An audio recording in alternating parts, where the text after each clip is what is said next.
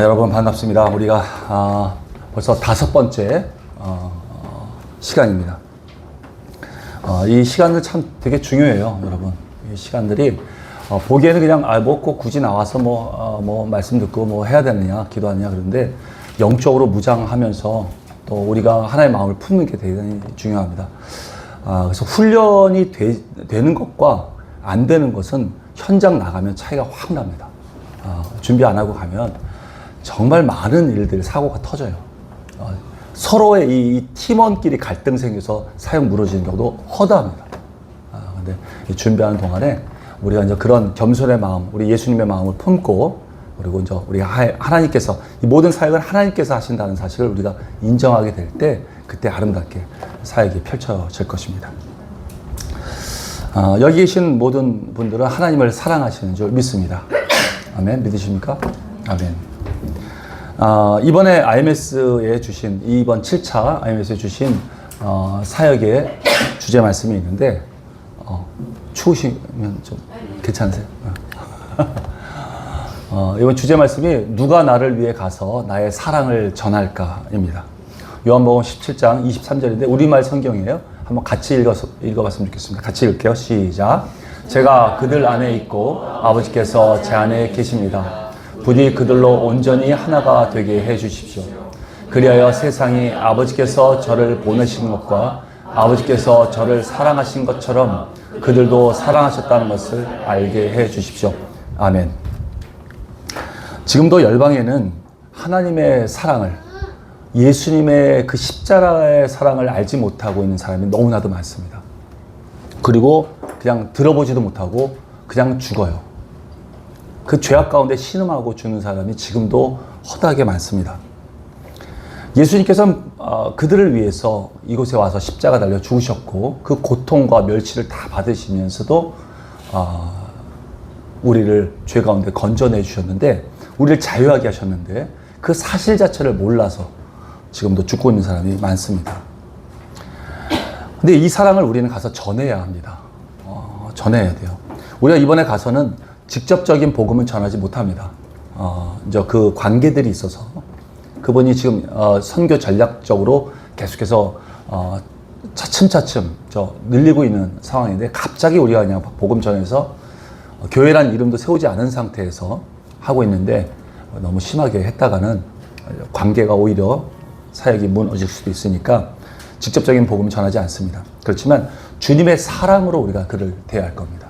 그래서 하나님의 사랑이 어떤 것인지를 좀 알게 해야 됩니다. 그럴 때 이것이 하나님의 사랑이고 예수님의 사랑이다라는 것을 그들이 알게 될 거예요. 그것은 우리의 사랑으로 하는 것이 아닙니다. 그들이 불쌍해서, 그들을 구제하고 싶어서 하는 그런 사랑으로 해서는 안 됩니다. 그걸로 해서는 그들이 감동을 받지 못해요. 예수님의 사랑으로 해야 됩니다. 끝까지 할 수 있는 사랑, 생명까지 내어줄 수 있는 그 사랑으로만 그들에게 마음을 감동시키고 그 영혼이 기뻐합니다. 우리가 그 사랑을 통해서 그들에게 하나님의 사랑을 알게 해주는데 우리가 집중하고 가서 그 사랑을 전할 수 있기를 바랍니다. 기대하는 마음을 가지시고 이 토요 모임에 계속 참석하셔서 우리가 그런 마음을 좀 다졌으면 좋겠어요. 여러분, 거듭난 그리스도인들은 왕의 자녀들입니다. 이 왕의 자녀들을 이 세상 사람들이 바라볼 때 영적인 왕의 자녀들인 우리의 생각과 태도, 그리고 우리의 행동을 보고 싶어 합니다. 이 세상 사람들은. 왕의 자녀야 네가? 그럼 니네 생각은 어떻고 태도는 어떻고 행동은 어때? 라는 것을 보고 싶어 해요. 이것이 우리가 어떻게 말해보면 이것이 우리의 그리스도의 신분이라고 말할 수 있어요. 신분에 대한 분명한 확신과 신뢰는 자기에게 꿈을 일으킵니다. 그리고 그 꿈은 자기가 이 땅에 와서 어떤 사명이 있는지를 그걸 발견할 수 있게 해줍니다. 여러분은 예수님을 사랑하시죠. 그리고 예수님의 몸된 교회를 사랑하시는 줄 믿습니다. 그런 자가 진정으로 하나님의 자녀라고 우리는 말할 수 있을 것입니다. 이 시간 우리는 나는 하나님의 자녀야 라고 말하는 그 말에는 얼마나 놀라운 신분과 사명이 들어있는지 그것을 한번 우리가 좀 배워봤으면 좋겠어요. 우리 모두는 신분이 있습니다. 각자의 신분이 있어요. 그리고 그 신분에 맞는 복장이 있습니다. 그거 걸맞는 옷이죠. 예를 들어서 뭐 어떤 경찰에 맞는 어떤 제복이 있겠죠. 어떤 사람 학생이면 교복이 있을 겁니다. 또 군인이라고 한다면 뭐 군복이 있겠죠. 또 의사다, 뭐 간호사다 그러면 하얀 가운을 입어서 나는 그러한 사람이라는 걸 나타내 줍니다. 그래서 이 복장이라는 것은 그 사람의 신분이 어떠한 사람이라는 것을 나타내 주기도 하고 또 그 사람이 권위를 행사할 때도 또 행사할 수 있도록 도와줍니다. 여러분 그 신분에 맞는 그 권위가 있는데 참 그것을 제대로 우리가 알고 있는 것이 얼마나 중요한지 몰라요. 쉽게 우리가 한번 얘기해 보겠습니다. 경찰이라고 하는 사람이 있는데 경찰 복장을 입었어요. 그 경찰 복장을 입은 사람이 사거리에 나가갖고 차를 세우면 쓰겠습니까? 안 쓰겠습니까? 무조건 쓰죠. 네, 세우니까 서요. 그 권위가 있어요. 권위에 맞는 복장을 입었기 때문에 그래요. 제가 옛날에 한 몇십 년 됐어요. 그때 차를 운전하고 가는데 뭐 진짜 1시간이 넘도록 가는데도 한 100m밖에 못 가요. 계속 막힌 거야. 그래서 이거 도대체 왜 그러나라고 이제 했어요. 중간에 빠져나갈 길도 없고 그러니까 그냥 간 수밖에 없어. 뭐 사고가 났나 뭐 이러면서. 근데 그 지점에 한 막힌 지점에 갔더니 교통경찰이 이쪽 차선 계속 막고 있는 거예요. 우리 차선을. 못 지나가게. 그리고 한 대 겨우 지나가고 또 신호 바뀌면 이쪽은 계속 지나가게 만들고 겨우 한 대씩만 나가고 무슨 행사를 하고 있는 것 같아요. 와, 근데 놀란 거예요. 이게 수천 대가 이 경찰 한 사람이 이렇게 막고 있는 걸 가지고 이거를 어기지를 못해요. 지나가지를 못해요. 수천 대의 그 1시간이라고 한다면 얼마나 그 큰 많은 시간입니까? 근데도 아무도 그 앞에서 그 경찰한테 뭐라고 말하는 사람이 없어요. 그냥 찍소리마다 이러고 있더라고. 엄청난 권위입니다. 하여튼 이 교통에 대해서는 그 교통경찰이 최고의 권위를 가진 것 같아요. 그런데 만약에 경찰이에요, 분명히. 경찰인데 사복을 입고 가서 그 사거리에서 서라고 이렇게 얘기하면 쓰겠습니까? 이거 미쳤다고 그러면 확 그냥 밟을 수 있죠. 네, 아주 위험한 거예요. 누구 말대로 고란이 되는 수가 있습니다. 네, 그러니까 이게 치여서 큰일 나요. 이처럼 여러분 복장이라는 건 대단히 중요합니다. 자기의 신분에 맞는 복장을 입는다는 것은 대단히 중요한 거예요. 만약에 우리가 양복을 새로 입었어요. 아주 새 양복 입고 아주 칼처럼 데려서 입었어요. 넥타이도 아주 잘 맸습니다. 그러면 그 사람의 행동은 굉장히 예의 바르고 좀 매너 있게 행동하게 됩니다. 말도 어투도 달라져요. 깨끗한 양복을 입었기 때문에 그렇습니다. 근데 건설 노동자가 예를 들어서 그런 양복을 입고 노동하려고 한다면 노동이 되겠습니까? 안 되겠죠. 옷 들어질까 봐 잘 안 되잖아. 그럴 때 이제 편한 옷을 입고 안전한 복장을 입어야 되겠죠. 그 복장은 그 사람의 신분이 어떠하다, 지금 어떤 일을 한다라는 것을 정확하게 나타내주게 되기 때문에 이 복장이라는 것이 그래서 중요한 겁니다. 그래서 성경에서는 거듭난 자라고 한다면 마땅히 예수님의 거룩한 옷을 입으라고 말씀하십니다.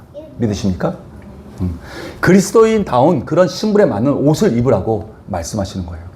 우리는 그러한 거룩한 옷을 입어야 합니다. 예수님의 형상의 옷을 입어야 되는 것이죠. 그렇다면 그리스도의 신분은 과연 무엇일까요? 우리가 한번 신분에 대해서 한번 무엇인지 한번 우리가 좀 배워보기를 원합니다. 여러분들은 우리의 신분이 무엇인지를 한번 생각해 보셨습니까? 나의 신분은 무엇이야? 나는 그리스도인은 어떤 신분이야? 라고 해서 자신의 신분에 대해서 한번 곰곰이 생각해 보신 적이 있으십니까? 모든 나라에는 신분증이 있습니다, 여러분. 그것은 그 나라 사람임을 나타내는 거예요. 그냥 모든 나라에는 신분증이라는 게 있어요. 신분증이 있는데, 그런데 그 나라 사람임을 증명하는 거예요. 그 사람 국민이라는 것을 나타내는 것이죠. 그러면 그 사람은 그 나라에서 마땅한 그 신분에 맞는 의무가 있습니다. 해야 할 역할이 있어요. 어린아이라면 교육의 의무가 있습니다. 그 다음에 남자라면 군대 갈 의무가 있어요. 그것은 대한민국 국민이기 때문에 그렇습니다. 국민이란 그 신분 때문에 그래요. 군대를 가야 됩니다. 그런데 이런 나라의 신분 말고도 또 다른 신분이 있습니다. 어떤 사람은 교수라는 신분이 있고요. 어떤 사람은 뭐 의사라는 신분이 있습니다. 어떤 사람은 학생이라는 신분도 있고요.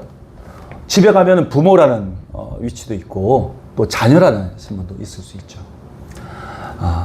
우리는 그 역할에 각자에 맡겨진 그 신분에 맞는 그에 맞는 역할이 있습니다.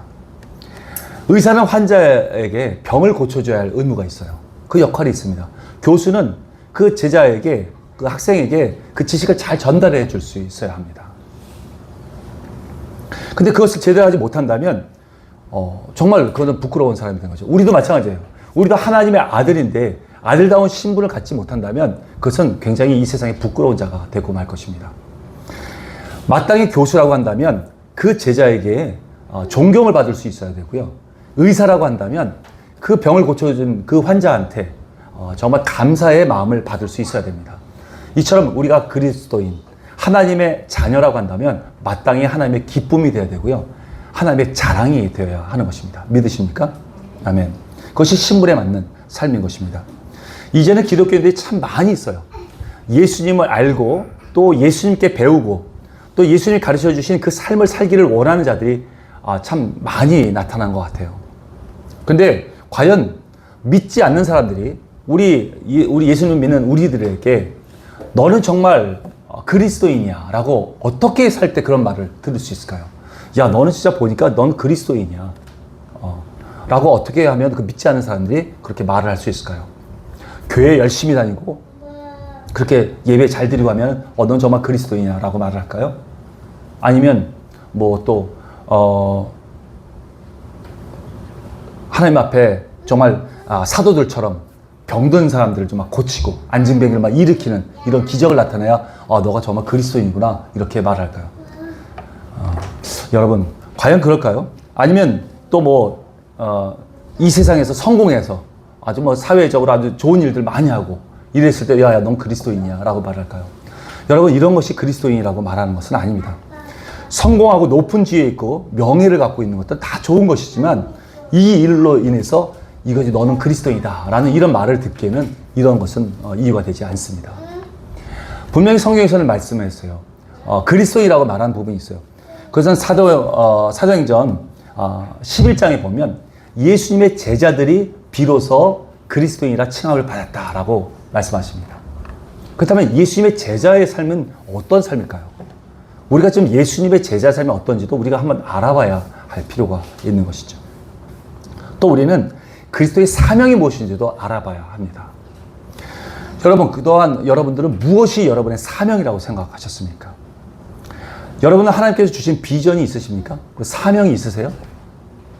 혹시 이런 것입니까? 내 가정이 예수님을 잘 믿고 정말 잘 사는 그런 가정이 되는 거예요. 예수님 잘 믿고 잘 사는 가정이 되는 것이 비전입니까? 꿈입니까? 아니면 뭐 판사나 검사가 되는 거 이것이 비전입니까? 사명이에요? 아니면 내가 뭐 세상적으로 성공해서 내 분야의 최고가 되는 거 정말 이런 것이 여러분의 비전이고 사명입니까? 아니면 뭐 소박하게라도 내가 지금 다니는 교회의 장로가 되는 거 뭐 이런 것이 꿈인가요? 사명인가요? 여러분 지금까지 말씀드린 것은 이것은 사명이 아니에요. 주님께서 주신 사명이 아닙니다. 그것은 하나님께서 주신 그 사명을 이룰 수 있도록 쓰여질 수도 있는 그런 도구일 뿐입니다. 그것은 나를 위해서 쓰여지는 것이 아니에요. 나의 비전을 이루라고 그것을 주신 것이 아닙니다. 여러분 여기서 여러분의 직장에 다니시는 분 계시죠? 직장에 다니면 직장에 일을 해야 됩니다. 그 회사에 일을 해야 돼요. 근데 회사 일을 하지 않고 그냥 자기 일만 하고 있어요. 그렇다면 여러분 회사 사장이 그를 그냥 내버려 둘까요? 아마 해고시키겠죠. 당연한 거예요. 회사에서 월급을 주면서 일하라고 시켰는데 자기 일을 회사 일을 하지도 않고 그냥 맨날 컴퓨터 게임이나 하고 뭐 카톡이나 하고 시끄럽게 친구하고 통화하면서 떠들기나 하고 한다면 누가 월급을 주면서 회사에 있게 하겠습니까? 당장 자르겠죠. 우리도 마찬가지예요. 하나님께서 우리를 이 땅에 보내시면서 하나님 나라를 위해서 시키신 일이 있어요. 근데 그것이 사명입니다. 근데 그것은 마땅히 우리가 해야 할 일들이에요. 근데 그것을 하지 않고 계속 내 일만 하고 있다면 어떤 사람이 그것을 기뻐할 수 있겠습니까? 우리를 보내신 분이 하나님이신데. 하나님께서는 우리를 이 땅에 보내시면서 그 주신 사명을 이루라고 우리 각자에게 맞는 도구를 주신 것입니다. 그런 환경을 주신 거예요. 믿으십니까? 아멘. 하나님께서는 인간에 대한 그 계획과 의도가 있으세요. 여러분 다시 한 번만 여러분께 질문을 드립니다. 여러분 이 땅에 왜 오셨나요? 왜 태어나게 됐어요? 눈 뜨니까 있어요? 어차피 온 거 그냥 내 내 힘껏 한번 살아보자. 그래서 그냥 살고 계십니까? 여러분, 내 뜻대로, 내 야망을 이루려고 만약에 이 땅에 태어나셨다면, 그리고 내 유익과 만족을 위해서 이 땅에 왔다면, 어차피 한번 태어난 것, 내 야망을 이루려고, 내 목표를 이루려고 이 땅에 태어났다. 그래서 먹고 마시고 즐거움을 누리기 위해서 이 땅에 왔다면, 굳이 이 땅에 올 필요 있습니까? 천국으로 바로 가면 되는데. 거기는 행복한 곳이잖아요. 그죠? 이곳에 굳이 우리를 보내실 필요가 뭐가 있겠습니까? 여러분, 다시 말씀드리지만, 하나님, 우리가 이 땅에 온 것은 하나님의 사명을 이루려고 이 땅에 태어난 것입니다. 믿으십니까? 하나님은 이 세상에 우리를 하늘에서 그 모든 이루신 그 계획을 이루신 것처럼 이 땅 가운데 이루시려고 우리를 보내신 거예요. 각자 보내신 겁니다. 그래서 여러분 각자가 뭐 미국에서 태어난 것도 아니고 아프리카에 태어난 것도 아니고 북한에 태어난 것도 아니고 이 남한에 태어난 겁니다. 하나님의 계획에 따라서. 또 다른 나라 태어난 그 나라에 태어나게 하신 거예요. 여러분, 이 대한민국에는 미국의 대사관이 있습니다. 여러분, 이 대사관은 미국을 대표해서 오신 거예요. 그 대사는. 그 사람은 한국에 있지만 미국의 유익을 위해서 일합니다. 월급도 한국에서 주는 것이 아니라 미국에서 줘요. 왜? 미국의 시민권자이기 때문에 그렇습니다. 그는 한국에 있지만 한국 법을 따르지 않아요. 그건 미국 법을 따릅니다. 이것을 우리가 치외 법권이라고 얘기를 하죠. 물론 이 땅에 있으면서 우리나라에 살면서 차를 몰 때는 교통법규를 지켜야 합니다. 길 갈 때는 쓰레기를 함부로 버려서는 안 되죠.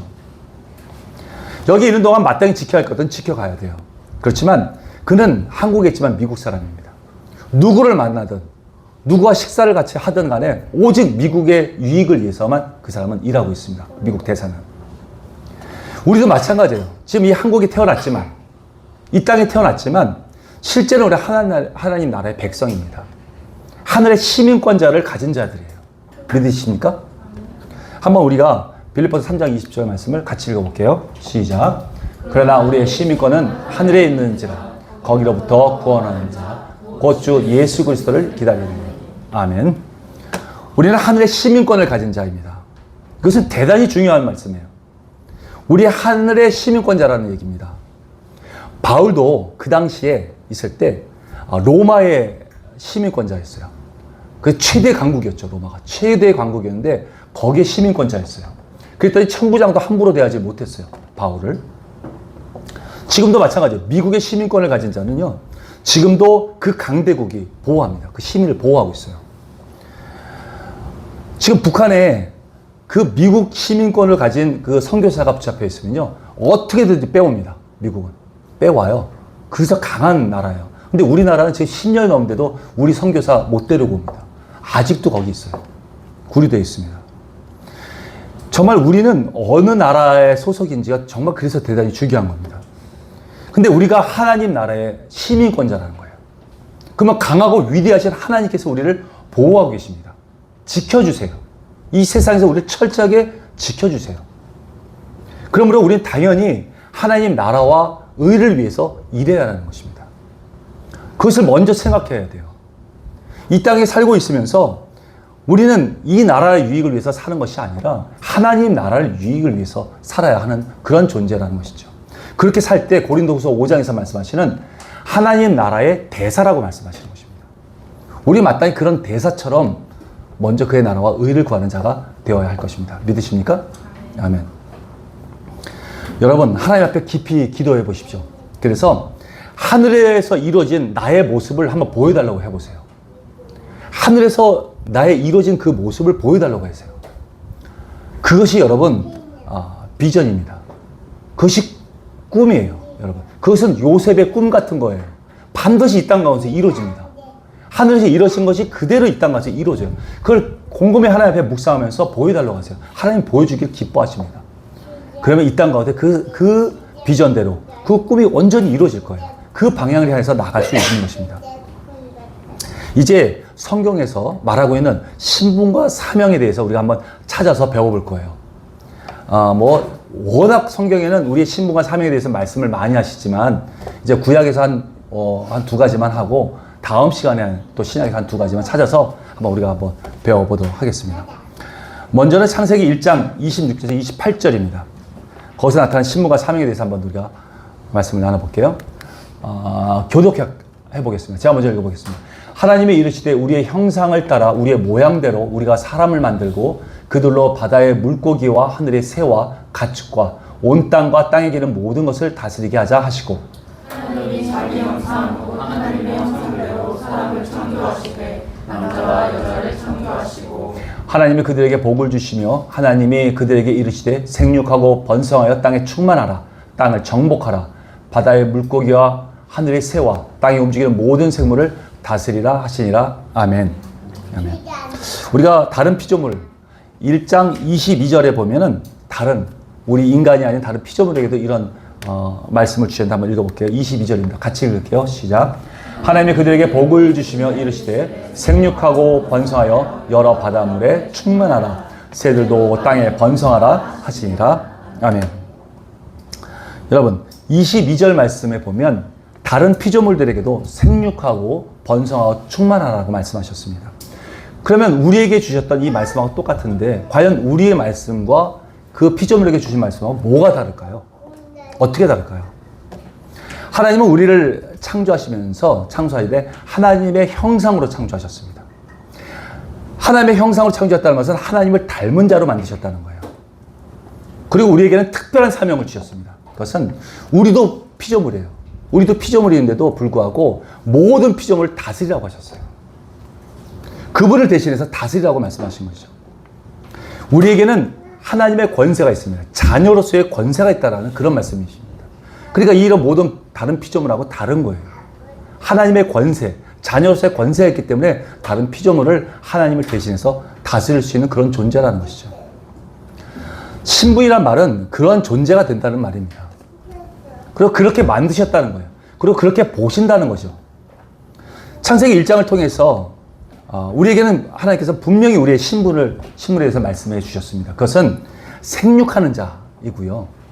그리고 또 번성하는 자이고 그리고 충만한 자입니다.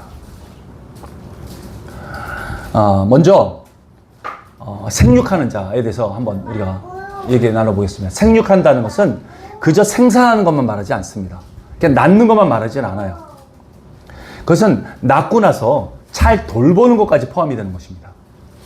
그것을 의미하는 거예요.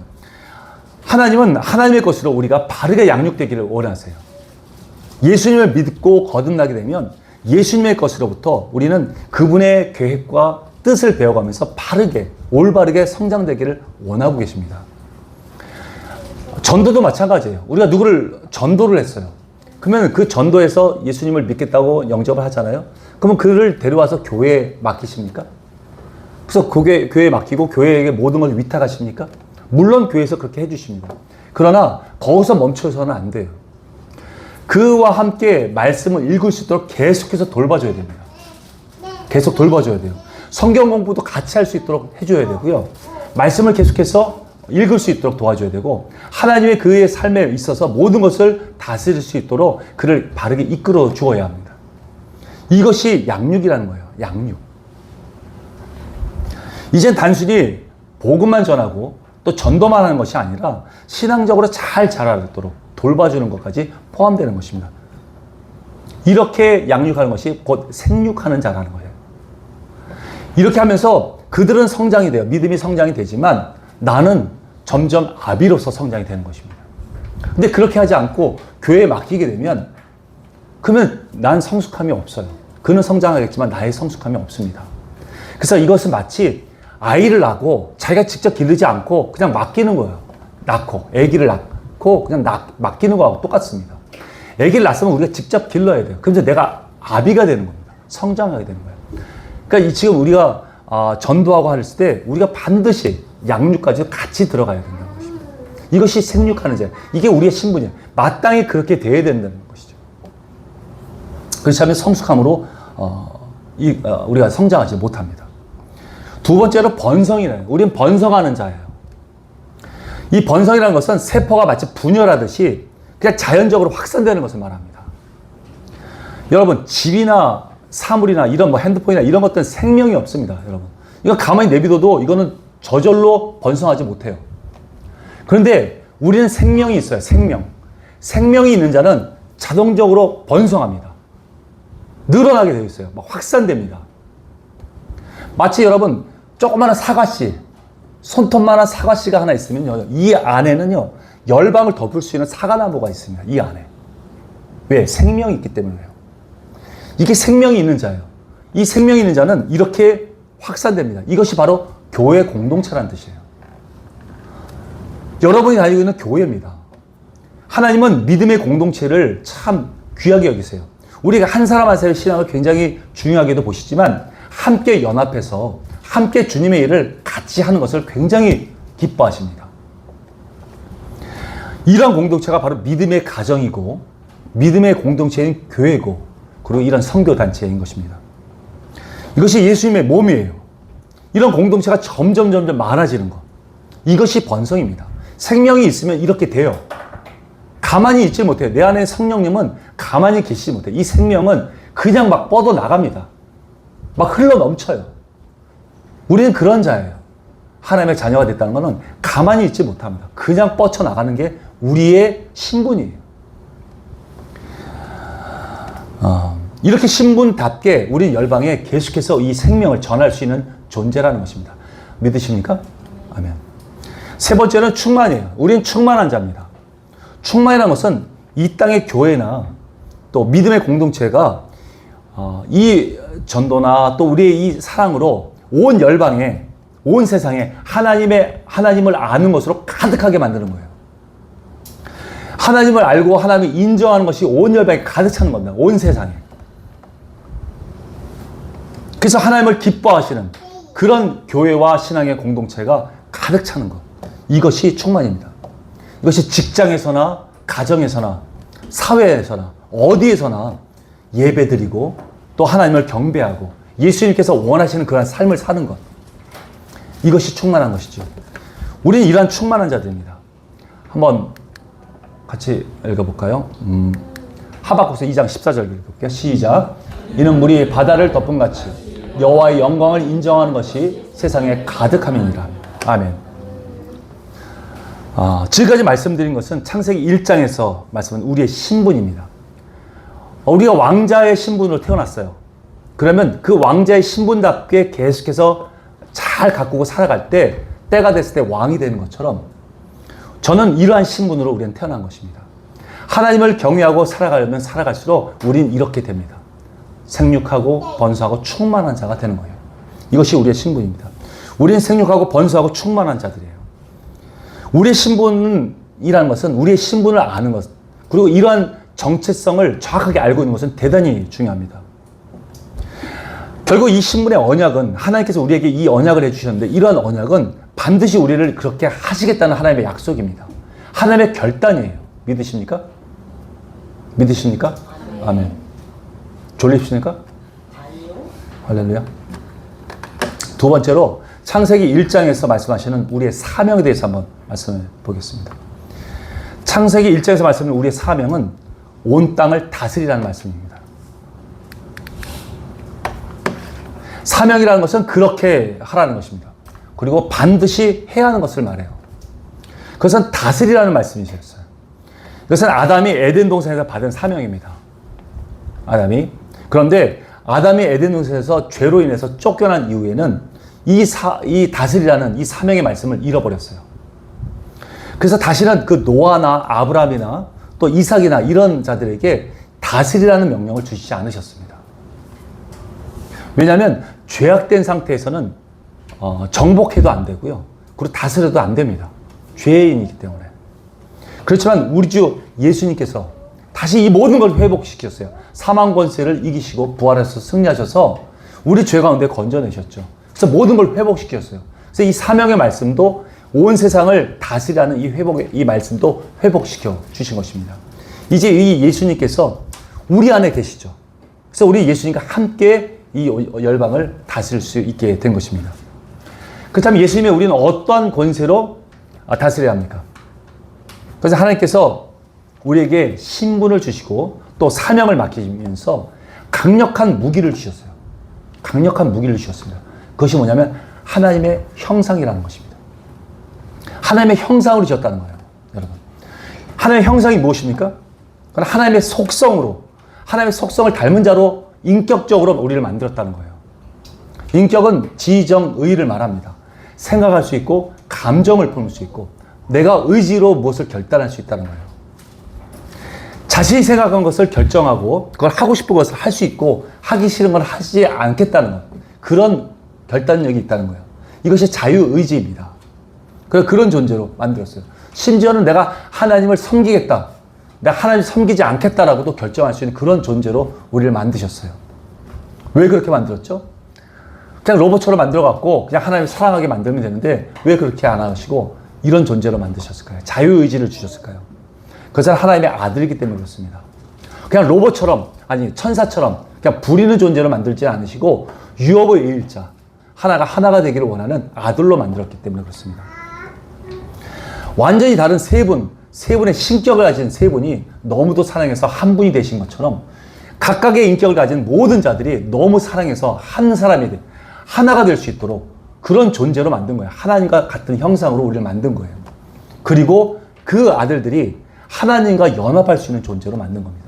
여러분, 모든 피조물 중에서 하나님과 연합할 수 있는 유일한 존재가 우리 인간입니다. 다른 어떤 것도 하나님과 연합할 수 없어요. 근데 우리는 하나님과 연합할 수 있는 그런 하나님의 형상으로 우리를 지으셨다는 거예요. 이것이 강력한 무기인 것입니다. 하나님과 연합됐다는 것. 이것은 우리가 온 열방을 다 다스릴 수 있는 힘인 거예요. 믿으십니까? 아멘. 여기서 여러분, 창세기 1장에 주신 사명은 온 땅을 다스리라는 말씀이라고 말씀드렸습니다. 온 땅이라는 것은 모든 만물을 말합니다. 우리에게는 이 모든 만물을 다스리라고 말씀하셨어요.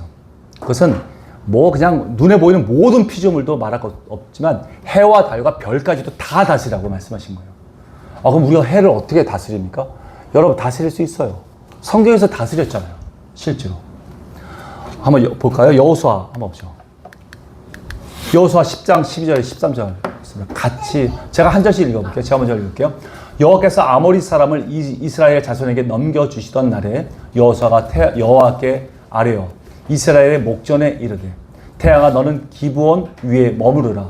달아 너도 아엘론 골짜기에서 그리할지어다 하매 태양이 머무르고 달이 멈추기를 백성이 그 대적에게 원수를 받기를 하였느니라. 나사는 세계 태양이 중심에 머물러서 거의 종일토록 속히 내려가지 아니하였다고 기록되지 아니하였느니라. 아멘. 여러분, 그때 이 여호수아는 아모리 족속을 아주 멸절시키려고 막 전쟁하고 있었어요. 근데 막 그냥 승리해서 그냥 거의 다 죽여가고 있었어요. 근데 해가 지려고 하는 거예요. 그러니까 골짜기 같은 데서 해가 지면은 깜깜해지잖아요. 안 보이잖아. 그러니까 이제 그때 하나님께 말씀드리고 태양한테 명령을 했어요. 멈춰라. 그래서 기브온 위에 해가 멈췄어요. 달도 멈추고. 이렇게 다스릴 수가 있어요. 하나님께서 원하시는 것은 하나님이 원하시는 산 보고 이 바다에 들어가라고 말하면 되는 거예요. 내가 원하면 안 돼요. 근데 하나님이 원하시면 돼요. 그렇게 될 수 있습니다. 우리는 그런 존재예요. 그리고 하나님께서 우리 인간에게는 특별히 사람도 다스리라고 하셨습니다. 우리는 인간이면서도 사람들도 다스려야 했어요. 그런데 하나님을 알지 못하는 사람들은 사람이 사람을 다스릴 때 이 세상의 힘으로 다스리려고 합니다. 돈으로 다스리려고 하고요. 지위나 어떤 권력으로 다스리려고 합니다. 근데 아니에요. 하나님은 그것으로 다스리라고 말씀하신 적이 없어요. 하나님이 다스리라고 하신 그 다스림의 기본은 사랑입니다. 사랑으로 다스리라고 말씀하셨어요. 예수님께서 사탄을 이긴 것도 사랑으로 이긴 것처럼 사랑으로 다스리라고 말씀하신 것이죠. 그런데 창세기 2장 15절에 이런 말씀을 하십니다. 경작하라는 말씀이 있어요. 제가 읽어보겠습니다. 여호와 하나님이 그 사람을 이끌어 에덴 동산에 두어 그것을 경작하며 지키게 하시고. 아멘. 하나님께서 말씀을 또 하셨는데 2장 15절에서 말씀하실 때 경작한다는 말씀이 나옵니다. 이것이 개역 한글, 곧 지금 이제 개역 개정인데 그 전에 있던 버전이 개역 한글이에요. 개역 한글로 보면 여기서 경작한다는 그 말이 다스린다라는 말로 나옵니다. 이 경작이라는 말과 다스린다는 말이 같아요. 그런 뜻입니다. 이것은 창세기 1장에서 말씀하셨던 다스린다, 곧 지배한다라는 그런 통치 개념의 다스림과는 다른 것입니다. 이것은 마치 이 말은 경작한다, 다스린다 이 말은 딱딱한 밭을 좋은 밭으로 기경한다는 그런 의미의 말입니다. 이것은 하나님을 알 수 있도록 먼저 준비시키는 것을 말해요. 주를 섬기는 자가 될 수 있도록 사전에 길을 만드는 것과 같은 겁니다. 마치 세례 요한처럼 예수님이 오기 전에 세례 요한이 와서 회개를 선포했죠. 그리고 주의 길을 예비했어요. 우리도 이와 같습니다. 예수님을 모르는 자들 앞에 전도하기 이전에 먼저 그들 마음밭을 기경해야 되는 거예요. 그 딱딱한 밭을 좋은 밭으로 기경해 놔야 돼요. 그래서 하나님의 말씀이 들어갈 수 있도록 만들어 놔야 되는 것입니다. 이것을 경작한다라고 우리가 말을 해요. 이것을 성경적으로 다스린다고 말하는 것이죠. 예를 들어서 아주 자그마한 사례예요. 부끄럽지만 저희 사례인데 참 부끄러운 저희 사례죠. 이것도 아마 그 사례가 될 수 있을 거라고 생각이 됩니다. 여러분도 마찬가지예요. 저는 26살에 예수님을 믿었어요. 그 전에는 굉장히 안 좋은 삶을 살았어요. 담배 피고 술 먹고 막 카드놀이하고 막 집에 또 안 들어가고 부모님 말씀 안 듣고 막 엉망진창에 철도 안 들었어요. 아주 엉망진창의 삶을 살았어요. 그런데 예수님을 믿은 다음에 완전히 변화됐어요. 그리고 예수님 믿고 한 2년 정도 있다 거듭남의 은혜를 받고 나서는 완전히 저희 삶은 완전히 바뀌었습니다. 술, 담배는 뭐 그 자리에서 다 끊어졌고요. 그 부모님 말씀 아주 철저하게 잘 들었습니다. 저희 집안은 아주 유교 집안이었어요. 유교전, 철저한 유교전에서 막 제사 지내고 막 절에 가서 제사 지내고 하는 그런 집안이었어요. 거듭난 이유는 일철 예수님 믿으면 안 갑니다. 제 장남인데도 불구하고 안 가요. 안 갔어요. 그런 거 기도하지도 않고 거기서 절하지도 않았습니다. 그러고 나서 계속해서 저희 삶은 바뀌어졌죠. 그러니까 우리 아버님은 굉장히 무서우신 분이었지만 아버님이 저를 생각할 때 아유 저거 항상 안 좋게 살아왔으니까 조금 살다가 이제 지치겠지. 다시 돌아오겠지. 나쁘게 살겠지. 기대도 안 했나 봐. 그렇게 살다가 결국은 결혼을 했는데 결혼하고 나서도 그냥 좋은 그런 삶을 살았어요. 부모님 계속 잘 모셨죠. 형제들과도 우애가 있죠. 가족이 화목한 것을 매일 보여주고 하니까 이런 변화된 모습을 보니까 조금 변화되기 시작했어요. 그러니까 저희 아버지 어머니가 어떻게 보면 이게 이제 마음밭이 기경되기 시작한 거예요. 바뀌기 시작한 거죠.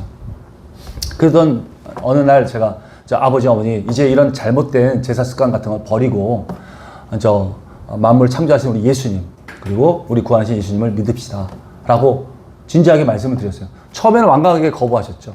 근데 한 두세 번 더 하니까 그냥 저의 변화된 모습을 보고 믿겠다고 하시는 거예요. 그래서 제사가 완전히 없어졌어요. 그냥 다 한 방에 다 끝났습니다. 지금 저희 아버님이 돌아가셨지만 예수님 믿고 이제 구원받아서 낙원에 가셨어요. 근데 저는 부모님에게 믿음을 강요한 적이 없어요. 믿음을 강요, 그냥 변화된 삶을 보여드리는 거예요. 그러니까 하나님의 때가 됐을 때 그냥 예수님을 믿게 되더라고요. 그게 얼마나 감사한지 몰라요. 여러분이 어떨 때 이제 전도를 하잖아요. 그러면 어떨 때 전도가 너무 잘 돼. 예수님 믿으세요. 그랬더니 알겠습니다. 그리고 따라와. 처음에 저도 오해했어요. 내 영역이 엄청나게 막강해졌구나. 내 영역이 끝내졌구나. 내 말 한마디면 믿는구나. 근데 그게 아니에요. 여기 오기 전에 나를 만나기 전에 다른 선한 그리스도인을 만나갖고 이미 마음밭이 기획이 다 된 거야. 그때 제가 그냥 씨에만 던진 것 뿐이죠. 이렇게 하나님의 사람들은 이렇게 해서 만들어지는 이게 경작한다는 거예요. 마음밭을 바꾸는 것이죠. 이런 작은 사례가 이게 다스린다는 사례가 될 수 있는 것입니다. 이게 기경한다는 거예요. 예수님께서도 우리의 마음밭에 대한 비유를 하셨죠. 그죠? 그래서 길가라든가 가시밭이라든가 또는 돌밭 이런 비유를 하시고 이런 데선 잘하지 못한다고 말씀하셨죠. 우리는 그런 데를 기경해야 돼요. 경작해야 돼요. 좋은 밭으로 만들어내야 되는 것입니다. 우리가 그들에게 믿음을 주는 것이 아닙니다. 믿음은 예수님께서 주시고 하나님이 주시는 거예요. 그리고 그 믿음에 자라게 하는 분도 하나님이세요. 우리가 할 수 있는 것은 우리가 변화된 모습을 보여주는 거예요. 여러분, 이건 대단히 중요한 것입니다. 이것이 전도하는 것보다 더 중요해요. 하나님의 말씀대로 살아가는 것. 하나님이 이걸 원하고 계세요. 하나님이 말씀하신 그 말씀대로 살아가는 것이 그것이 능력입니다. 여러분, 예를 들어서 믿지 않는 사람한테 내가 예수님 믿으라고 말하면서 나는 예수님의 향기도 들어가지도 않고 그리고 이 세상 사람과 비교했을 때 똑같이 살아가고 있는데 예수님 믿으라고 하면 그게 믿겠습니까? 당신이나 잘하세요라고 말하겠죠. 그죠? 안 믿어요. 우리가 먼저 하나님 말씀대로 살아야 합니다. 우리가 하나님의 말씀대로 살 때 선한 영향력을 주게 돼요. 그러면 그들의 마음밭이 좋은 밭으로 바뀌는 거예요. 기경되고 있는 것입니다. 여러분, 이것이 말씀대로 복음 전하는 것보다 더 중요한 것입니다. 실제로 살아가는 것입니다. 학교에서나 직장에서나 가정에서나 친구들 관계 가운데서 이 성경대로 사는 것입니다. 하나님께서 우리 예수님께서는 성경 안에 우리가 어떻게 살아야 되는지, 대인관계는 어떻게 되는지 모든 것을 다 말씀하셨어요. 하나도 말씀하지 않은 것이 없어요. 만약에 말씀하지 않았다면 우리가 모르겠죠. 그리고 하나님께 우리가 뭐라고 우리가 탓할 수도 있겠죠. 아니요, 전부 다 말씀하셨어요. 어떻게 살아가는지에 대해서. 그래서 지금 우리는 그 말씀대로 살아가야 하는 것입니다. 그것이 다스리라는 거예요. 경작하는. 우리의 사명인 것입니다. 여러분, 온전한 다스림이라는 것은 예수님께로부터 나오는 영성, 그 권위가 있어요. 영성의 권위가 있어야 돼요. 예수님께로부터 나오는 영성의 권위가 있어야 됩니다. 그리고 또 하나가 우리에게 주신 전문성이 있어야 됩니다. 이걸로 다스리는 거예요, 여러분. 좀 전에 하나님께서는 우리에게 사명을 주시면서 강력한 무기를 주셨는데 그것이 하나님의 형상이라고 말씀드렸죠. 이 하나님의 형상은 영성과 전문성으로 나눠질 수 있습니다. 먼저 영성이라는 것은 하나님을 아는 거예요, 여러분. 그래서 하나님과 친밀한 관계를 갖게 되는 것이죠. 영성은 하나님과 친밀해질 때 더 강해집니다. 그래서 여러분은 하나님과 친밀해지셔야 돼요. 그 관계를 계속해서 가지고 계셔야 됩니다. 하나님과 교제하셔야 돼요. 그래서 하나님을 닮아가는 것, 이것이 우리의 힘입니다. 우리의 권세예요. 또한 이 영성에 하나님께서는 은사를 주시는데 여기에 뭐 어떤 방언의 은사를 주고 어떤 때는 예언의 은사도 주기도 하고 믿음의 은사도 주기도 하십니다. 이런 지혜의 은사도 주기도 하죠. 이런 고린도전서 12장에서 말씀하시는 이런 은사들을 우리에게 주시는데 이런 것은 우리에게 더 강력한 권세가 되고 힘이 되죠. 그러나 이러한 영성만으로는 이 세상을 풍요롭게 하지 못합니다. 부족해요. 이 세상을 넉넉하게 만들고 부유하게 만들고 하는 데는 너무나도 부족해요. 그래서 하나님께서는 우리에게는 전문성을 주신 것입니다. 우리 각자에 맞는 그런 전문성을 주셨어요. 그래서 우리는 이 사명을 위해서 각자 주신 그 전문성을 잘 개발해야 되는 것입니다. 전문성이라는 것은 남들보다 더 집중된 그 지식이나 기술 같은 것을 말합니다. 그래서 이것을 발휘하게 될 때 사회적으로 그 가치를 인정받는, 높게 가치를 인정받을 수 있는 것이 바로 전문성이에요. 뭐 그러다고 해서 막 큰 거 아주 높은 이런 전문성 생각하지 마세요. 조금이라도 있습니다. 단 요만큼이라도 전문성, 다른 사람보다 다른 전문성이 있어요. 이것은 믿지 않는 사람한테도 있습니다. 다 있어요. 누구나 다 있어요. 믿든 믿지 않는 사람 다 있어요. 하나님의 형상을 지은 우리는 다 있습니다. 그래 이런 재능은 없어지지 않아요. 절대 없어지지 않아요. 그냥 있어요. 그대로. 그러므로 이 모든 재능을, 우리에게 주신 이 재능을 잘 발견해야 됩니다. 잘 발견하고 그것을 잘 개발시켜야 돼요. 그리고 하나님의 일을 위해서 이걸 사용할 수 있어야 됩니다. 이 재능을 발견하고 그리고 개발시켜서 하나님의 일에 사용될 때 엄청난 시너지를 받고 엄청난 힘을 받아요. 왜냐하면 이것은 하나님의 일을 하라고 우리에게 주신 전문성이기 때문에 그렇습니다. 내가 하고 싶은 거, 또 내가 하려는 내 비전을 위해서 일을 하고 주신 이 전문성이 아닌 거예요. 하나님의 일을 하라고 주신 것이기 때문에 그렇습니다. 요즘에는 근데 하나님의 일을 하려고 할 때 내가 하고 싶은 일을, 그것을 가지고 하려고 합니다. 여러분, 그건 성경적이지 않아요. 그러다 보니까 요즘 젊은 아이들 보면 그냥 하고 싶은 거, 나 연예인처럼 되고 싶어. 그래갖고 막 어디 이런 가자 춤추는데 막 가고 막 노래하는데 가고 막 그러는 거예요. 그런데 성공 되나요? 아니죠. 불나방처럼 막 가서 다 갑니다. 그런 것이 되는 게 아니에요. 운동선수도 마찬가지예요. 어떤 운동선수가 성공했다 그러면 바로 그냥 부모들이 더 날려요. 그래서 막 그 운동 시키려고 막 그러죠. 그렇다고 성공하지 않아요. 성공상 극히 많지 않습니다. 왜냐하면 그 전문성이 다 달라요. 하나님이 주신 재능이 다 다르기 때문에 그래요. 우린 전문성을 또 볼 때 하나님의 뜻과 방법대로 사용하지 않으면 그것은 악한 거라고 말씀하십니다. 성경에서 악하다고 표현하는 것은 하나님의 뜻대로 하지 않은 모든 것을 말합니다. 하나님께서 주신 것을 하나님의 뜻대로 하지 않은 것을 다 악한 거라고 말씀하세요. 하나님은 그러한 자를 하나님의 불순종하는 자라고 말하고 또 하나님의 불의한 종이라고 말하면서 아주 굉장히 질책했던 그런 사례가 있습니다. 마태복음 7장 21절 한번 교독해 보겠습니다. 제가 먼저 읽어볼게요. 나더러 주여 주여 하는 자마다 다 천국에 들어갈 것이 아니요 다만 하늘에 계신 내 아버지의 뜻대로 행하는 자라야 들어가리라. 많은 사람이 나더러 이르되 주여 주여 우리가 주의 이름으로 선지자 노릇하며 주의 이름으로 귀신을 쫓아내며 주의 이름으로 많은 권능을 행하지 아니하였나이까 하니 그때 내가 그들에게 밝히 말하되 내가 너희를 도무지 알지 못하니 불법을 행하는 자다 내게서 떠나가라 하리라. 아멘. 여러분 여기서 말씀대로 이 불의한 종은 무엇을 했냐면 선지자 노릇을 했어요. 하나님의 말씀을 전한 거예요. 선지자 노릇을 했습니다. 그리고 또 귀신들을 쫓아냈어요. 그럼 하나님 나라 확장시킨 거예요. 많은 권능을 행했어요. 다른 사람들이 유익을 줬어요. 아니, 이런 일들을 행했습니다. 그런데 하나님께서는 우리 예수님께서는 내가 너를 모른다라고 말씀하셨어요. 왜 그러셨을까요? 그것은 하나님은 그 당시 그때에 그것을 원하지 않으셨기 때문이에요. 하나님이 그걸 원하지 않으셨어요. 나는 이따가 할 거야. 지금 안 할 거야. 나중에 할 거야. 내 계획은 그게 아니야 지금은. 라고 말씀하시는 것이죠. 근데 자기가 주인이다 보니까 불의한 종은 자기가 준 그 전문성을 그냥 자기가 원할 때 막 발휘한 거예요. 하나님은 그것을 불의하다고 말합니다. 하나님은 우리는 예수님께서 원하실, 나의 주님께서 원하실 그때 해야 됩니다. 그때 바로 즉각적으로 순종하고 일을 해야 돼요. 예를 들어서 여러분, 우리 예수님 무화과 나무 사례가 있어요. 무화과 나무 지나갔을 때 무화과 나무에서 열매를 따서 드시려고 했어. 시장 하셔갖고. 근데 무화과를 보니까 무화과가 열리지 않았어. 근데 거기 뭐라 써있냐면 아직은 때가 아니었대. 때가 아니었어요. 무화과 열릴 때가 아니었어요. 근데 무화과의 나무에 열매를 구하셨어요. 근데 없어. 그땐 저주하셨어. 그 다음날 가니까 말라 비틀어졌어. 아니, 그러면 어떻게 하라는 거야? 어떻게 해? 그럼 무화과는 자연인은 어떻게 해야 돼? 말라 비틀어지지 않으려면. 무화과를 내줘야 돼요. 즉시에서 열매를 매서 줘야 돼. 예수님께.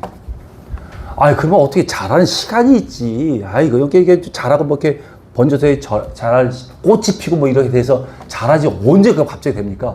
아니요, 그렇게 해야 돼요. 그래서 우리가 예수님께서 문둥병자를 고쳤어. 그러면 아무런 시간이 있지. 아, 이거 어떻게 이거 즉시에 나. 아니, 즉각적으로 세포가 움직여요. 즉각 나요. 문둥병은 즉각 납니다. 안진병이, 평생 안진병이었어요. 일어나라 그러면은, 걸음마 좀 배워야지. 세포가 다 말라 비틀어졌는데 지금 걸어봐야지. 걸음걸이도 연습해봐야지. 그런 게 아니에요. 즉각 뜁니다. 걸어가고 뛰어가요. 그렇게 즉각적으로 반응해야 되는 거예요.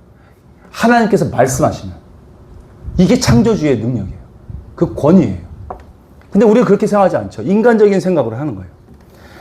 우리는 우리 방법으로 하는 게 아니에요. 하나님께서 그 당시에 하라라고 말씀하셔서 그렇게 해야 되는 거예요. 우리에게 주신 전문성도 마찬가지입니다. 이 전문성을 가지고 내가 원하는 대로 사고 내 원하는 방법으로 하는 것이 아니에요. 하나님의 방법으로 해야 되는 거죠. 하나님 때에 해야 되는 거예요. 즉각적인 순종이 그래서 그렇게 중요한 것입니다. 믿으십니까? 아멘. 이제 이런 전문성을 가지고 하나님의 사명을 감당하게 될 때 그때 하나님께서는 그를 굉장히 높이십니다. 그래서 세계의 리더자로 만드시는 것이죠. 이제 이 전문성을 잘 개발하셔서 어두운 곳을 밝게 하셔야 돼요. 무정한 곳에 가서 사랑이 넘치게 하셔야 되고요. 가난한 곳을 부유하게 만들어야 됩니다. 이러라고 이 전문성을 주신 거예요. 이 전문성은 여러분 기억하세요. 이 전문성은 주님의 비전을 발견하기에는 발견할 수 있도록 잉태시키는 그 힘이 있습니다. 여러분. 주님의 비전을 잉태시킬 수 있는 힘이 있어요. 이 전문성은. 그러니까 우리가 올바르게 전문성을 사용할 수 있어야 되는 것이죠. 이번에 그래서 이러한 전문성을 가서 우리 선교지에 나가서 이 전문성과 함께 그들에게 복음과 함께 주님이 주시는 그 비전을 발견할 수 있도록 도와줘야 하는 것이죠. 우리가 이제 창세기 1장과 2장에서 말씀하신 신분과 사명에 대해서 한번 정리해 보겠습니다.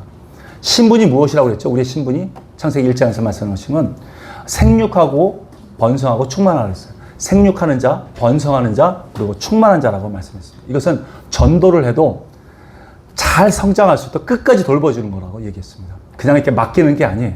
말씀대로 양육하는 것이죠. 그리고 교회를 세우는 거예요. 그리고 모든 사회생활, 모든 우리의 열방이 하나님을 인정하고 하나님을 경외하는 곳이 되게 하는 것이에요. 이것이 번성하는 거고 충만한 거라고 말씀드렸죠. 그리고 창세기에서 말씀하시는 다스린다라는 것은 이것이 우리의 사명이라고 말씀드렸습니다. 우리의 사명은 다스리는 거예요. 그것은 하나님의 사랑으로 다스려야 됩니다. 그리고 다스리는 또 하나의 창세기 2장에서 말씀 다스리는 것은 기경하는 거라고 그랬어요. 그것은 마음밭을 좋은 밭으로 만드는 것이라고 말씀드렸습니다. 이것이 우리의 삶이 변화된 삶을 보여주는 거라고 말씀드렸고, 이것은 복음을 전하는 것보다 더 중요하다고 말씀드렸습니다. 그리고 하나님께서는 우리에게 잘 다스릴 수 있도록 우리에게 무기를 주셨는데, 그것은 하나님의 형상이라고 말씀드렸어요. 하나님의 형상이라는 것은 하나님의 그 인격체를 닮은, 그 신격체를 닮은 인격체로 만드셨다는 거예요. 그것은 주님과 연합할 수 있는 유일한 존재라는 것입니다. 그것이 우리의 힘이고 능력이에요. 우리는 하나님과 연합될 때 강력한 힘을 드러낼 수 있는 것입니다. 이 하나님의 형상은 영성과 전문성을 또 나눠진다고 말씀드렸습니다. 영성은 하나님을 알아가는 것이고 이것이 우리의 권세입니다. 전문성은 이 사회를 유익하게 풍요롭게 만드는데 사용된다고 말씀드렸어요. 그런 전문적인 실력이라고 말씀드렸죠. 이런 것을 사용해서 우리는 주님의 나라를 바르게 세워가시는 그런 저와 여러분이 되어야 될 것입니다. 믿으십니까? 아멘. 그러면 우리 두 번째로는 창세기 12장 1절에서 3절에 나타난 신부가 사명에 대해서 한번 배워보도록 하겠습니다. 이것도 교독해 볼게요. 제가 먼저 읽을게요. 여호와께서 아브라함에게 이르시되 너는 너의 고향과 친척과 아버지의 집을 떠나 내가 네게 보여줄 땅으로 가라.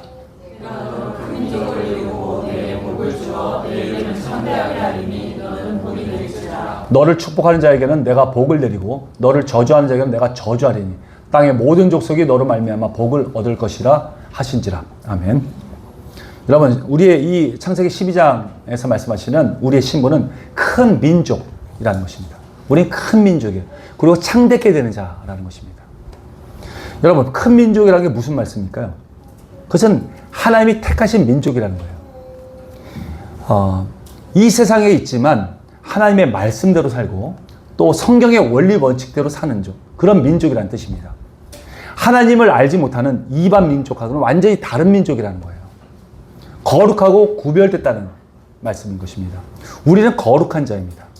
세상과 구별된 그런 선택된 그런 사람들이에요. 이러한 정체성이 있어야 합니다. 하나님은 이러한 우리를 창대케 하신다고 말씀하세요. 그것은 그분의 약속이에요. 우리가 우리를 창대케 하는 것이 아닙니다. 그분이 우리를 창대케 하시는 거예요. 그분이 결정하셨으면 그분이 반드시 이루십니다. 우리는 그분 안에서 그분을 따르고 그분 안에 있으면 됩니다. 그럼 우리를 만드시는 거예요. 우리의 신분을 높게 만드시고 우리를 번영하게 만드시고 그리고 우리를 창대케 하시는 그런 말씀인 것이죠. 이러한 신분의 언약은 이삭과 야곱과 요셉에게도 계속 말씀하시면서 약속을 계속해서 해주셨어요. 이것은 반드시 하나님은 이루시겠다. 본인이 하시겠다라는 그런 약속이고 결단이었던 것이죠. 우리는 이미 완전한 복을 받은 자입니다. 우리는 이러한 자에게 하나님께서는 우리에게 사명을 주셨어요. 어떠한 사명을 주셨을까요? 그것은 복의 근원이 된다는 것입니다. 3절에 말씀하신 것처럼 복을 얻을 것이다. 너희로 말미암아 복을 얻을 것이다 말씀하세요. 우리는 복의 근원이 되는 거예요. 우리의 사명이 바로 복의 근원이 된다는 것입니다. 우리는 하나님께서 우리에게 말씀하십니다. 너는 복의 근원이 될지라. 여러분, 복이 과연 무엇일까요? 하나님께서 말씀하시는 복이 과연 무엇일까요? 복은 우리가 생각하는 것처럼 그런 복이 아닙니다. 우리는 어떨 때 장수가 복이라 생각하죠. 오래 사는 것, 또는 어떤 풍요로움, 아니면 권력을 잡았던 것, 아니면 어떤 재물이 많은 것, 이런 것이 우리는 복이라고 생각합니다. 그래서 구약에 있는 사람들은 그 구약의 복을 제대로 알지 못하는 사람들은 그런 것을 찾아요. 구약에 있던 모든 복들은 예수 그리스도를 나타난 것입니다. 오직 예수 그리스도가 복이에요. 복의 근원이 예수 그리스도입니다. 근데 그것을 제대로 알지 못하는 사람은 지금도 구약에 있는 그 복을 구하죠. 그래서 재물을 구하고 또 어떤 장수를 구하고 그리고 또 어떤 세상 권세, 명예 뭐 이런 것들을 구합니다. 여러분, 구약에 누렸던 모든 복들은 말씀드렸지만 예수 그리스도를 나타낸 것이에요. 예수님을 예표하는 것입니다. 예수님 안에 모든 것이 다 들어있어요. 모든 복이 다 들어있습니다. 모든 즐거움이 다 들어있어요. 그래서 예수님 한 분만으로 충분한 거예요. 근데 그것을 알지 못하고 구약에 있던 다윗처럼 그 왕권을 갖기를 원합니다. 권력을 갖기를 원합니다. 또 많은 아내를 갖기 원합니다. 많은 첩을 갖기 원합니다. 또 권력과 명예를, 요셉처럼 명예와 권력을 갖기를 원합니다. 이런 걸 자꾸 구하는 것이죠. 아니에요. 그것은 예수님을 예표한 거, 예수님의 그림자로 우리에게 나열해서 보여주신 것 뿐입니다. 우리는 그러한 예수님이 우리 안에 들어와 계세요. 그러니까 우리 예수님 한 분만으로 충분한 겁니다. 믿으십니까? 이러한 복을 우리를 복의 통로로 사용했다는 것입니다. 우리를 통해서 이 복을 나눠주기를 원하고 계시는 거예요. 이것이 신분을 신분답게 만드는 것입니다. 이것은 사명을 완수하기 위해서 우리에게 주신 거예요. 우리를 복의 통로로 쓰시겠다는 거예요. 이러한 복을 우리는 과연 그러면 이 세상에 어떻게 전달할 수 있을까요? 이런 성경적인 복을 5가지로 우리는 나눠줄 수 있습니다. 첫 번째는 영적으로 우리는 나눠줄 수 있고요. 두 번째는 정신적으로 나눠줄 수 있고, 그 다음에 세 번째는 육체적으로도 나눠줄 수 있고요. 네 번째는 물질적으로 나눠줄 수 있고, 다섯 번째는 사회 환경적으로 나눠줄 수 있습니다. 첫 번째 영적이라는 것은 바로 하나님과 교제하는 것. 예배드리고 말씀을 먹고 찬양을 하고, 그리고 이런 하나님과 교제할 수 있는 것. 이것들을 나눠줄 수 있어요. 이것은 뭐 복음 전파나 또 선교나 전도를 통해서 나눠줄 수 있죠. 직접적으로 나눠줄 수 있습니다. 정신적으로 이 복을 나눠줄 수도 있는데, 이것은 예를 들어서 하나님의 그 성경적인 원리 원칙들을 가르쳐 주는 거예요. 그리고 성경적인 사고방식들을 나타내 주는 것입니다. 올바른 세계관, 올바른 가치관들을 나타내 주는 것입니다. 이럴 때 이 하나님의 복이 그들에게 흘러갑니다. 육체적으로도 도와줄 수 있고 그들에게 나눠줄 수 있죠. 그것은 예수님의 사랑을 가지고 직접적으로 그들을 만나서 도와주는 것입니다. 위로해주고 섬겨줄 수 있어요. 네 번째는 물질적으로도 도와줄 수 있습니다. 그들에게 복을 줄 수 있어요. 하나님이 주신 그 재정들을 모아서 그들에게 필요를 채워주는 것. 이것이 주님의 복을 전달하는 것이죠. 다섯 번째는 사회 환경적으로 이 복을 또 나눠줄 수 있습니다. 그것은 각자의 전문성입니다. 각자의 전문성을 가지고 또 사회적인 어떤 영향력, 사회적인 어떤 그 영향력을 가지고 그들을 도와줄 수 있어요. 그러기 위해서 여러분들은 성공하는 것이 좋죠. 이 세상적으로 봤을 때. 더 높은 위치에 들어갔을 때 더 많은 영향력을 행사할 수 있습니다. 그래서 여러분은 공부해야 된다는 것입니다. 이런 5가지 방법을 통해서 복 대신 예수님을 우리는 온전히 전할 수 있습니다. 하나님이 이러한 방법으로 하늘의 복을 전달할 수 있도록 우리에게 각자에게 맞는 그런 환경을 주셨어요. 지난번에 말씀드렸지만 이런 달란트를 주셨다는 거죠. 이런 여러분의 환경과 여건을 주신 거예요. 재능에 따라서. 이것을 사용해서 여러분 이 복들을 나눠주라고 여러분에게 주신 것입니다. 이것을 여러분의 개인의 야망을 위해서, 개인의 비전을 위해서 쓰라고 주신 것이 아니에요. 오직 하나님 나라를 위해서 사용하기 위해서 주신 것이죠. 이것을 적극적으로 사용해서 여러분 이 복들을 다 잘 전달하기를 바랍니다. 그렇다면 복들을 누구에게 나눠줘야 됩니까? 3절에 보면 모든 족속에게 나눠주라고 합니다. 열방에 있는 모든 족속들, 이런 열방에 있는 모든 족속이 여기서 말하는 모든 족속들입니다. 이런 모든 족속에게 나눠줘야 됩니다. 여러분 샤머니즘적인 그런 종교관을 가진 사람들은 이런 열방을 바라보지 못해요. 왜냐하면 끼케야 자기 자신, 자기와 그리고 가족, 이들만 생각합니다. 여기에 복을 나누려고 해요. 더 생각해봐야 친족 정도, 이런 공동체 정도까지만 생각합니다. 더 나아가지 자기가 잘 알지 못하는 그런 공동체에 대한 그 관심을 갖지 못해요. 거기다가 그 사랑을 전하지 못합니다. 관심이 없어요. 그런데 이 하나님의 사랑은 그렇지 않습니다. 자기와 관계없는 그런 공동체에도 그 영향이 흘러갑니다. 그들을 바라볼 수가 있어요. 하나님께서 그 열방에 관심을 가지고 있는 그곳을 바라볼 수 있습니다. 그래서 그곳에 있는 모든 백성들, 하나님이 사랑하시는 그 모든 사람들에게 마음이 가게끔 되어 있습니다. 그들에게 복을 나눠주게 되어 있는 것입니다. 우리는 그런 사명을 이루는 자들이 되어야 할 것입니다. 이것이 하나님의 자녀로서 마땅한 신무와 사명을 가진 자인 것입니다. 이번 시간에는 이 창세기를 통해서 우리의 신분과 사명이 무엇인지를 한번 배워봤어요. 여러분 모두가 복의 근원이 되기를 바랍니다. 그래서 온 세상에 주님의 사랑으로 정말 주님의 다스림으로 충만하게 되도록 여러분이 정말 힘써서 나타내야 할 것입니다. 그래서 신분이 신분답게 이 땅에서 펼쳐질 수 있도록 하나님의 모든 계획이 그대로 이루어질 수 있도록 여러분 하나님 앞에 집중하시는 저와 여러분이 다 되시기를 예수님 이름으로 축원드립니다. 아멘. 다음 주에는 우리가 신분과 사명의 둘째 날로서 복음서를 통한 신분과 사명에 대해서 그리고 말씀을 드리고 각자에게는 어떠한 사명이 있는지를 한번 알아보는 그런 시간들을 갖도록 하겠습니다. 기도하겠습니다.